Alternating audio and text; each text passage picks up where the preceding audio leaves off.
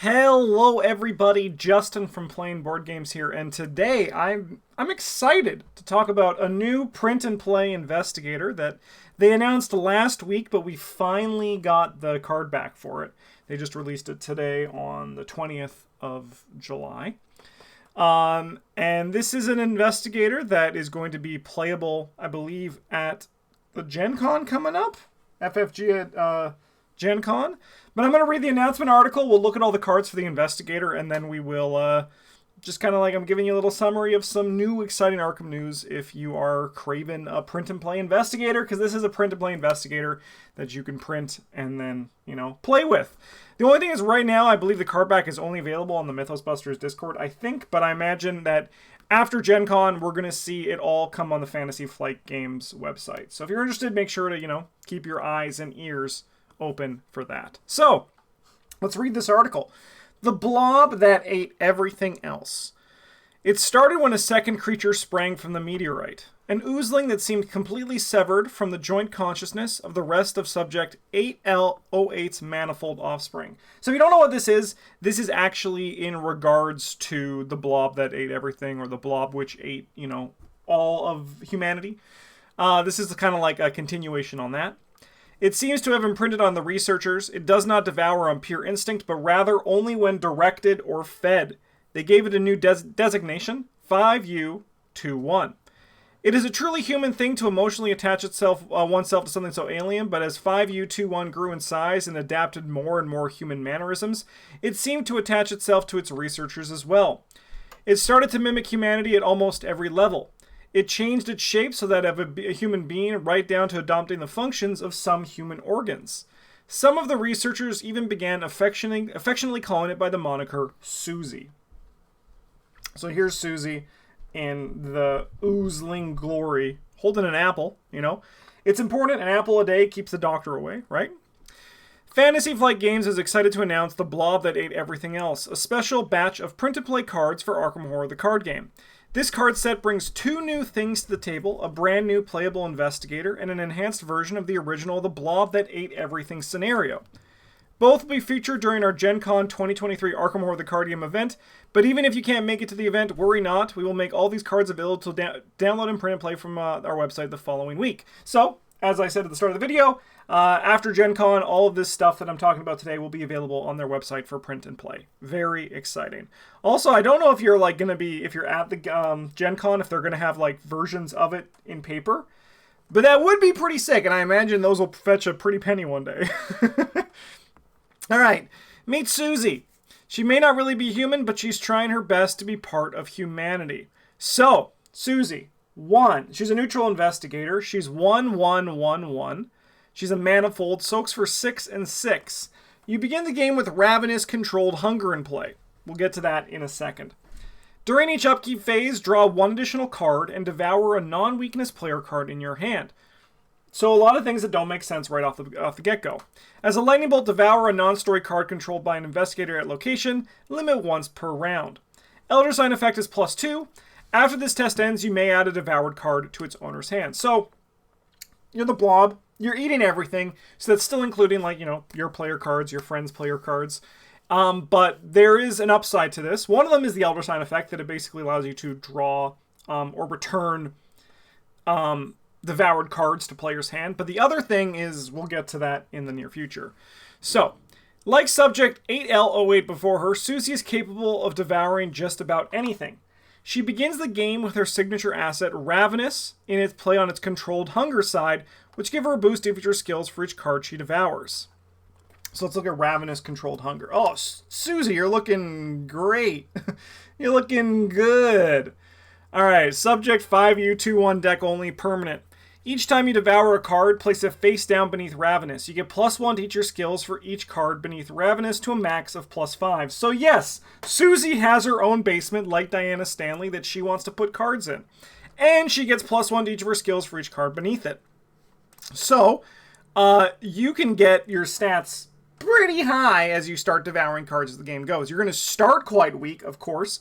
However, as it keeps going, you're going to get stronger and stronger. However, as you can see, forced, if there are 5 or more cards beneath Ravenous, you got to flip it over, which we will get to in a second. She can devour pretty much anything, and she can get each of her skills up to a whopping 6 when she maxes out the effect on Ravenous. But she has to be careful.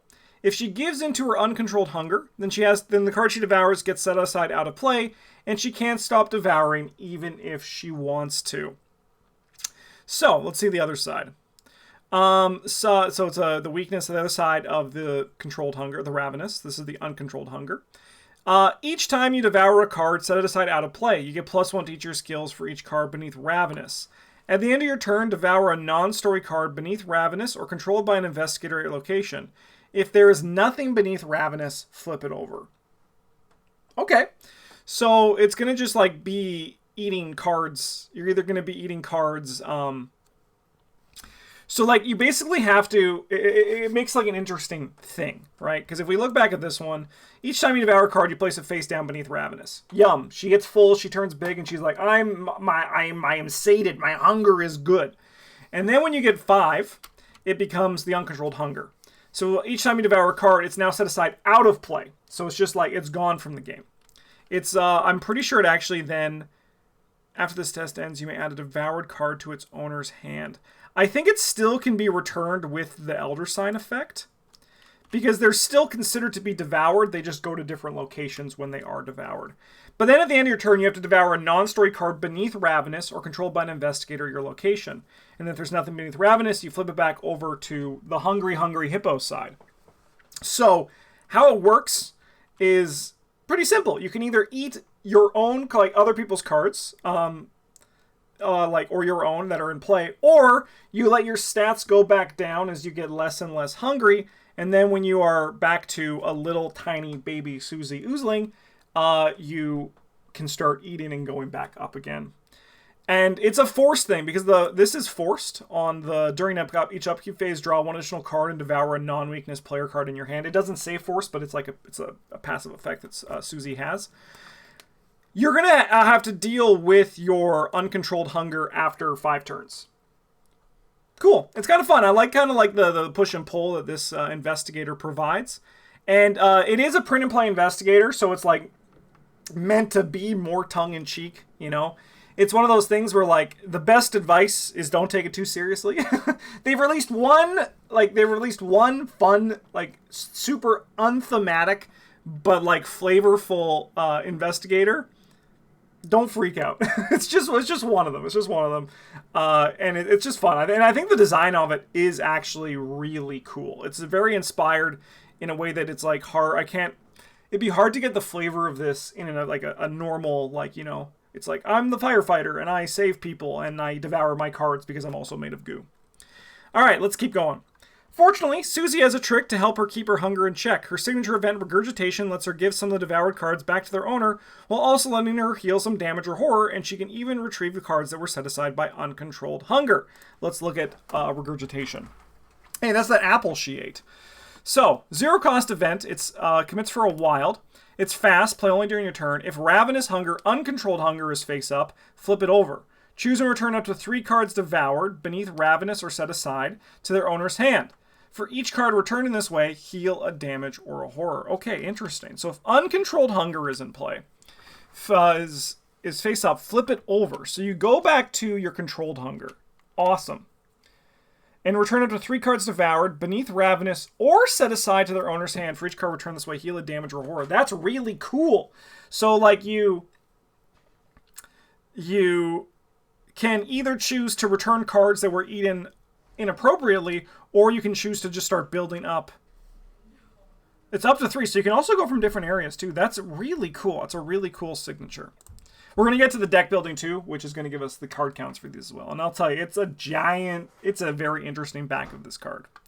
Alright, she'll still have to contend with her reality acid and its tendency to devour random aspects of existence, but don't worry, she's got everything under control. So reality acid, one of the favorite things that I've seen from people say for the blob that ate everything, is here as her signature weakness, which I think is so damn cool. Reality Acid, Revelation, if Ravenous Controlled Hunger is face up, flip it over. You devour a random aspect of reality, reveal a random chaos token from the chaos bag, and consult the Reality Acid reference card to determine what you devoured. So we have the 2 cards here, so let's read it for fun. It's nice and simple. This is like the best kind of weakness for this investigator, where it's just like RTD, roll the dice and see what happens. All right. If the chaos token reveal is not listed or is listed aspect cannot be devoured, reveal new chaos token and consult the list again. So Elder Sign, a non-elite enemy or treachery or location with no victory points. So sick. +1, the top card of each investigator's discard pile. 0, the top card of each investigator's deck. -1, one card at random from your hand. -2, a non-story, non-weakness asset controlled by an investigator at your location. -3, a player card attached to your location or attached to an encounter card at your location. -4, top 2 cards of each investigator's deck. -5, 3 cards of your choice from your hand. -6, okay, so this is the stuff that you probably won't see if you play on standard. All events in each investigator's hand. -7, one non-story, non-weakness asset from each investigator's play area. -8, a non-weakness signature card in any player's deck, hand, discard pile, or play area. Skull, one card beneath Ravenous at random. That actually can be, so it's not going to be like positive normally, but because your signature weakness flips your Ravenous over to your hungry, this is the hungry hippo, this is the hangry hippo side. It can actually mean going down a little bit easier, potentially. Cultist is each card committed to each skill test of your location after this test ends until the end of the next investigation phase. Whoa, no, hungry, angry Susie, holy hell. Cultist, each event played by an investigator is at your location until the end of the next investigation phase. Wow. The player card, so then the squid is the player card at your location with the most evidence, supplies, ammo, charges, or secrets on it. And then the auto fails reveal 3 more chaos tokens and resolve each of those devour effects. Fun. Super fun. We also then have some stuff about the blob, which I'll get to in a second. But first I want to talk about Susie's backside. So, subject 5U21. Deck size 50. 50. It's huge. It's huge. I also am planning on releasing I'm going to build a deck for her, and it's going to be coming out next week. So keep your eyes open for that. I'm going to see what we can come up with as a level 0 deck for this one, and we can kind of try to have some fun with being a little bit hungry. All right. Deck building requirements. Ravenous, 3 copies of Regurgitation, 3 copies of Reality Acid, and 2 random basic weaknesses. So that means when everything's said and done, Susie's deck size is 58 cards. Wow. Yeah, 50, 53, 56, 58. So that means that you're going to have 3 copies of the Regurgitation and 3 copies of Reality Acid as well. So you're going to be seeing a lot of it. In addition, remember that you're going to be drawing an additional card and devouring a non-weakness card. So you're going to be seeing, like, you basically have like a forced learning sort of effect. However, one thing to note is that you don't have to devour one of the cards that you drew. It just has to be a non-weakness player card in your hand. So you can draw 2 cards and then choose like the 3rd card that was in your hand at the start. Just something to be aware of. Deck building, at least I'm pretty sure that's how it works. Draw 1 additional card and devour a non-weakness player card in your hand. Yeah. All right, deck building restrictions, no permanents except story and signature permanents, which means you can't get things like Charisma, Relic Hunter. You can't get things like Down the Rabbit Hole. Additional requirements, your deck must include at least 7 cards from each class. So at least 7, it doesn't need to be like, so you just need to have like 35 of your deck is sorted for you. It has to be 7 Guardians, 7 Seekers, 7 Rogues, 7 Mystics, 7 Survivor, and then you get an additional 15 on top of that, which can be anything. You just need to have at least 7 of each. Additional upgrade options. So this is how she upgrades, because if you notice, she can only do neutral 0 to 5 and cards from any class level 0. So you actually can't build bigger than this at the start. Like your deck has no experience in like the other classes. However, after each scenario ends, separate each card you devoured beneath Ravenous and set aside by class. Before the next scenario in this campaign, you may spend experience to purchase or upgrade 1 or more cards of any level from the class with the most devoured cards. If there is a tie, choose 1. So, let's just say, for example, you devoured 7 of your Guardian cards. That means that you can upgrade you can upgrade your Guardian cards for the next one. You're upgrading from scenario to scenario depends entirely on what she ate the most of, which I think is really cool. And I think it also means that the character is going to be pretty, stays that flavorful fun that you want from a print and play investigator, right? Because you can't really build a game plan. You can certainly, in the scenarios, upgrade, like try to devour the things that you want to upgrade. However, you might not get that. Susie sometimes just eats whatever the heck she wants.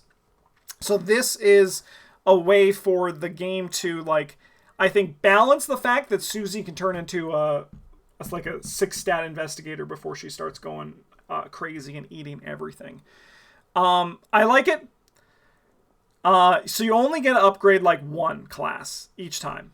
So yeah, for the next scenario in this campaign, you may spend experience to purchase or upgrade one or more cards of any level from the class with the most devoured cards. So you can't like do Guardian and like Survivor. If they both have 7, you have to choose one of them. Super interesting. And that's Susie. I think Susie's really fun. As I said, I'm gonna build a deck to try to just explore what I would do with Susie. And then I imagine someday in the future I'll play her for fun. So it should be a good time. But yeah, the print and play is going to be coming in the future. And if you are a big fan of, if you're going to Gen Con and you're a big fan of this, consider going to the booth and see if they have physical versions. Because, like I said, they'll be worth a pretty penny one day. All right, let's look at the Blob return. So this is some other stuff. So spoilers for the Blob that ate everything, I imagine. So let's just keep it going. All right. As for the scenario, the Blob that ate everything else expands the original The Blob that ate everything in almost every way. 2 new encounter sets, The Blob that ate everything else and Migo Incursion 2, join those from the original scenario, bringing new monsters like Replicating Aberration and the Migo Scientist into the fray. So Replicating Aberration, 4/4/4, hits for 2 and 2, Blob 3. Replicate, if you spawn a manifold enemy with exactly 1 remaining health, discard it and spawn this enemy exhausted in its place unless the investigator spend a countermeasure. Hunter, when replicating Aberration leaves play, return it to the event organizer. Interesting. I've only played Blob twice, so a lot of this has like slipped from my mind. I don't know what a lot of this means, but sounds fun. Sounds fun. It seems scary to leave 1 health enemies in play because it just like turns bigger. Super interesting. And then we got the Migo Scientist. Hey, we love that Migo art! So 3 attack, 3 evade. He has 2 per player health. While Migo Scientist is ready, it gains. Forced, at the start of the enemy phase, if Brain Case is attached to Migo Scientist, move Migo Scientist once towards the Fungus Mound. Which just makes me feel dirty to say. Otherwise, move Migo Scientist once toward the Brain Case's location, and if it is the Brain Case's location, attach Brain Case to it. If it's under an investigator's control, they lose control of it. So he steals the Brain Case. That's really fun. Hits for 1 and 1 and victory 1. Nice. Just some variety into a scenario that is a pretty enjoyable time. New story cards put new twists and turns in the narrative, and if you're playing an epic multiplayer mode, there are even more opportunities to work together with the other teams. Oh, that's great. That's what I feel like is definitely missing from Blob. And also more opportunities for the event organizer to mix things up. We don't want to spoil too many of the surprises hidden in the special set, so we'll leave you the last little tidbit. Remember the reality asset table from the Blob that ate everything? Well, the Blob that ate everything else replaces that table with a new one, and the new one is 4 times the size. As I said, the reality asset is like the most fun part that I've seen a lot of people say they love it, so it's cool that they're doing a new one. I'll definitely be doing this in the future for Patron Game Day as an epic multiplayer once it's all like on Tabletop Simulator, so join our Patreon if you want to do that. All right. As we mentioned earlier, this special set of cards will be featured in our ARKHAM Horror the Card Game events at Gen Con 2023. Anyone who participates will go home with their own... It is! With their own printed copy of Susie and her signature cards, but both of her cards and the scenario cards will be... Oh my god! Wow. That's super sick. That's super sick. So, yeah, that's really rad. That's really rad. It's cool to see paper events like Gen Cons, you know, it's cool to see them as like the world's like stabilizing more and more from COVID and all that.